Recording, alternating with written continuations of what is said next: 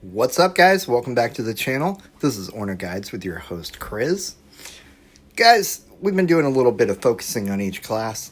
I wanted to kind of jump in today and go over something a little bit different with you. These are some tips and tricks that I've found at Tier 10 that have been really helpful.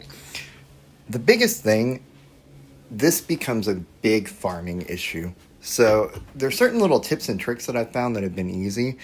And while they seem pretty common sense, it's a little bit different when you actually look at them. Jumping straight in, guys, first one are these refineries down here. If you haven't used a refinery, fully upgraded, these are going to give you a great chance to get items. How do I have multiples of them, though? So you can only build one per area. That's an important thing to know because as you do this, it's not going to work. But we're on a GPS located game. That means that when I move to other areas, I'm able to rebuild these.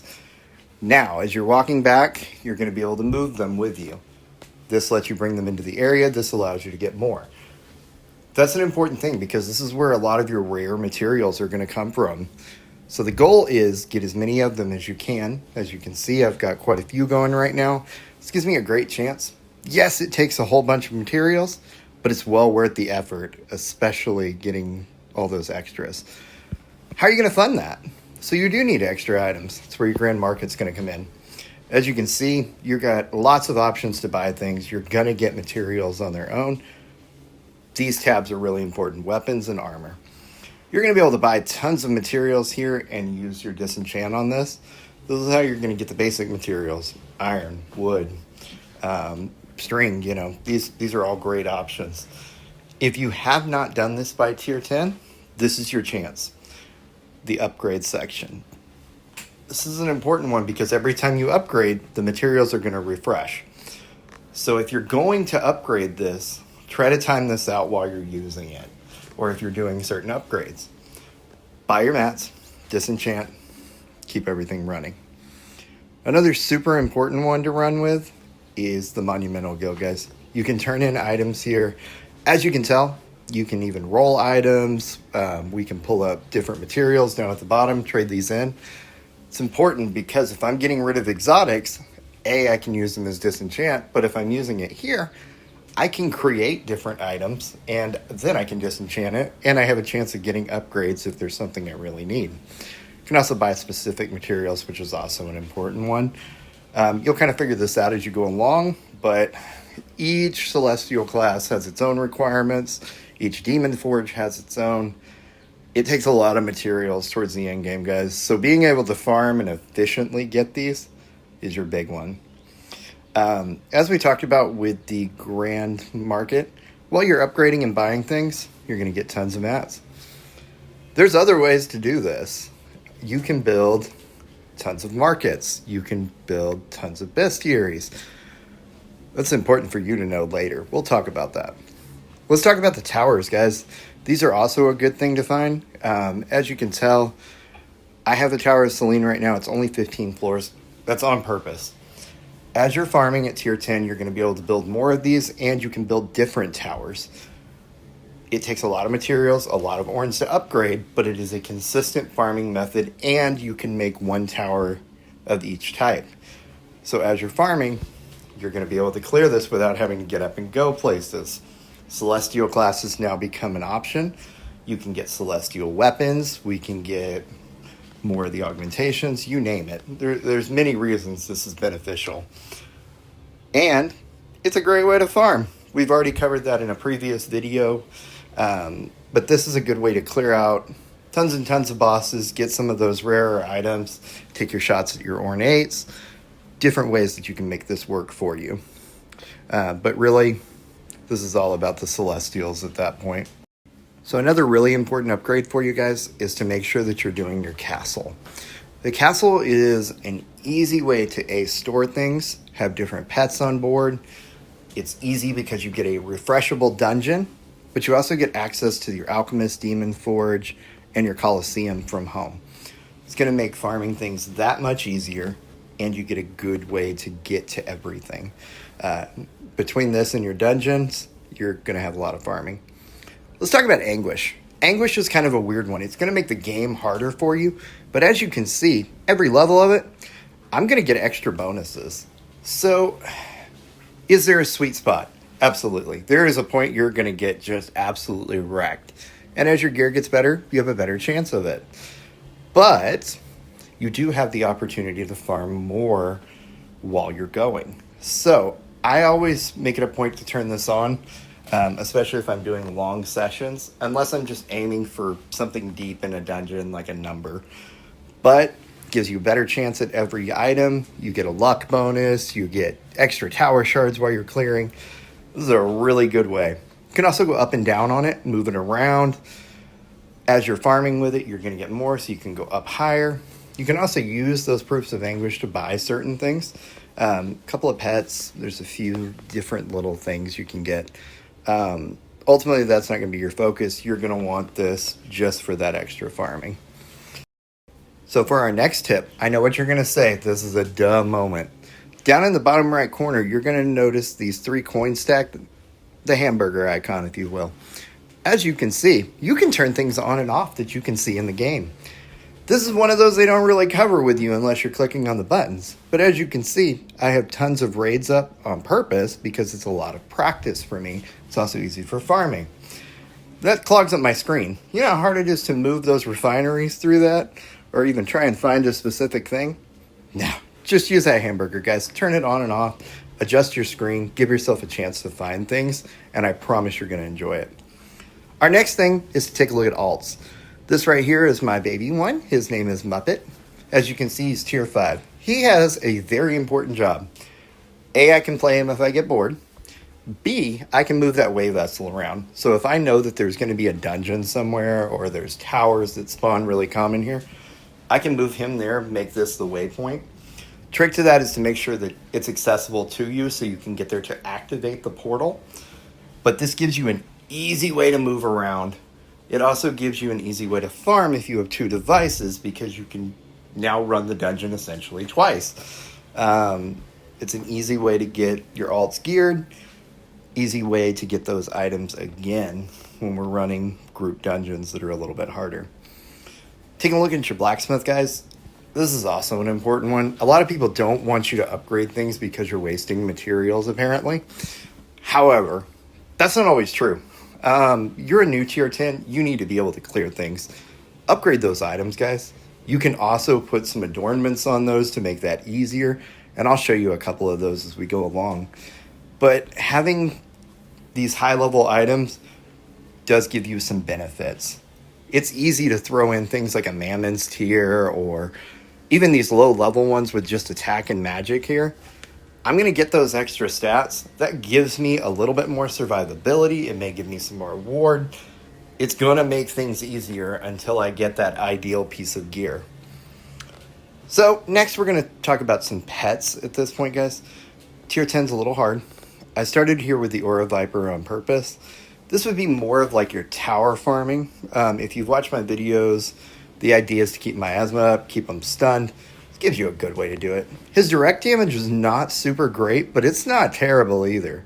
There's also some experience bonus. You're going to get some Orn bonus, so that gives you an idea. Another really common pet is Anubis. So Anubis he's a niche pet. You're going to get a lot of debuffs. If you're running groups, this works great. You can bounce off of a heretic, help him out. He does do decent damage. He's not ever going to be my focus if I'm running a Beowulf. But sometimes that debuff is what you need. It will help bring out that damage. Everybody's favoriteest boy, the Spirit Puppy. This guy's going to do massive damage. He's a good raid pet all around. His brother, the Stone Warg. Think of this as your buff pet. His idea is to get ward up. The damage is pretty lackluster, but he moves a lot, and he's got a great protect chance, so he's not a bad one to have around. Arisen Phoenix, free channels. That's really the biggest thing here. The damage is not terrible as far as his nature, his Ember Strike, things like that, but your focus is to run the DC on this. Cthulhu, excellent damage. Think of it like a mini Spirit Puppy. He does have a higher base crit, and I really love the gold and Orn bonus, so when I'm farming, this is a go-to pet. Octoblast is really good. Just remember, he is going to be more of a single target. So your goal is to let him do the damage. I'm going to ward up. I'm going to protect myself, and I have this. I've also found some PvP that works really well with him just because of that.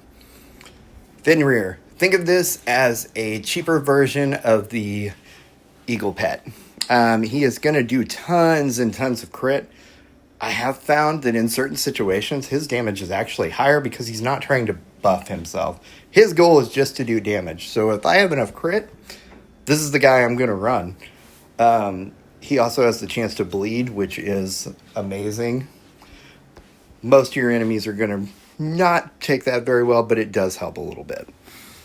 His crit chance is a little bit lower as well. Fey Chimera.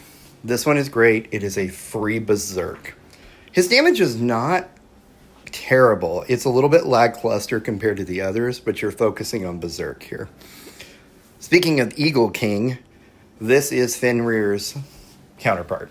He is going to do more damage in a raid setting if you have enough crit, because you're not going to get that bleed effect, but he is a good one to have on hand. Surprise Pet, Living Arsenal. These magic arrow, magic daggers are great damage. They're pretty consistent. He has a really high turn rate, and his damage is based on magic and attacks, so you have a really good chance to get these damages going. Again, he is single target. There are some debuffs that are going to go with that, but not a bad one to have around. Taking a look here, we got the Mighty Mimic. Again, this is for the gold, Orn farming. He does do decent damage, and you're going to get a free Mimic's Mischief out of it. Some people like to run this with a deity as well. It's a really easy way to keep buffs up, keep a little bit of extra damage on the back, and you get another chance for the temporary all up, which, hey, I'll take what I can get for damage, right? I wouldn't say that this needs to be an over focus for you, but it's a good one to have on your back burner. Taking a look, we've got the Ortonite Golem. Guys, this one's pretty self-explanatory. He's going to buff. He's your Waller. Surprisingly, has some damage. Waffletingers. We love these ones for memory hunts.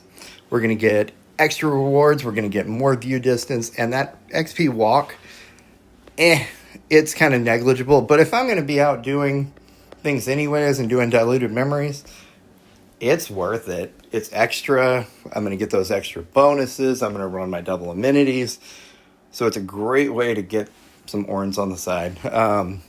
The other day I did a 30-minute walk and ended up with almost 40 million by the end of it. So, Ancient Djinn, this is going to be a tier 9 pet, but it is good because it will cover you in horde dungeons. Those damage spells are insane. Don't let him off your radar. Surprise adding, Lindworm. Most people skip this pet. However, he is one of the highest raid damages in the game because he is attack based and you have Lion's Execution and Lion's Mark. These are going to increase your holy damage that you're doing. And it's really easy to know what he's about to do. The mark's up, he's going to do holy damage. I can run a holy weapon, I can buff that, I can run alignments, whatever I need to do. But because he's attack based, guess what? He's going to hit like a truck. So he's really easy, really predictable. If you find this pet, I really recommend you pick it up. It's great for those enemies that aren't weak to it. Another thing to look at here, guys, is your view distance gear. When you're doing diluted memories, when you're trying to get towers, it's really important to kind of look at items. In my case, I like to run the Fey Hell Heist. These are really easy to get. They have one extra adornment slot than like the Fey Suitor sword. Both of them are completely viable. If you want to min-max it and put some extra distance on it, they're really good ones to look at because you can run two of them. The Mammoth Sword is another good one. Again, just for the 20%. I like this one because if I get into a fight, I at least have a little bit of ward to protect myself if I'm feeling weak that day. You can also look at the Fallen Skyhood. This is going to give you an extra 10% view distance, which is very important if you're trying to min-max and find things. Again, this is where you're going to look into that alt and having the view distance on and kind of knowing what you can find.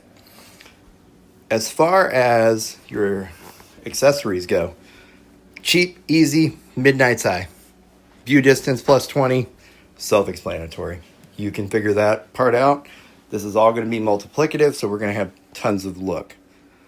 The unfilled Concord is another great one. Again, you're going to get some stats out of it. You're going to get a luck bonus. You get a dungeon cooldown, which I can't stress enough on. You also get 20% view distance, so you're going to get this by finishing the story mode quest, and then there's a chance for it to drop out of dungeons later, so you could have 2 of these on. Keep that in mind when you're farming. It's a great one to run.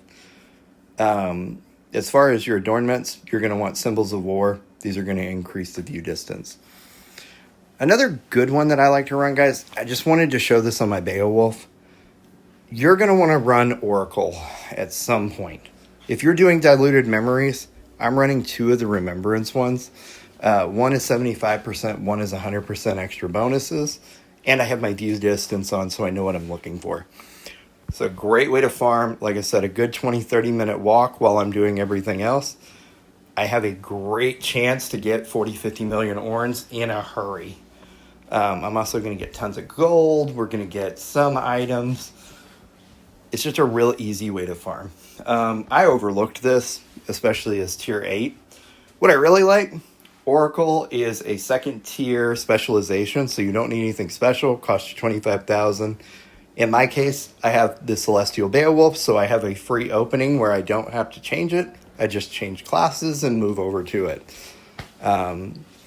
Run you a strong pet. I would recommend a Fey Cactus or something of that nature that's going to do some damage. You don't want to get one shot while you're doing it, but it is an easy way to farm. Well, guys, I hope this helps y'all. I look forward to seeing you again in the future. Keep coming back. Don't forget to like and subscribe. Thank you.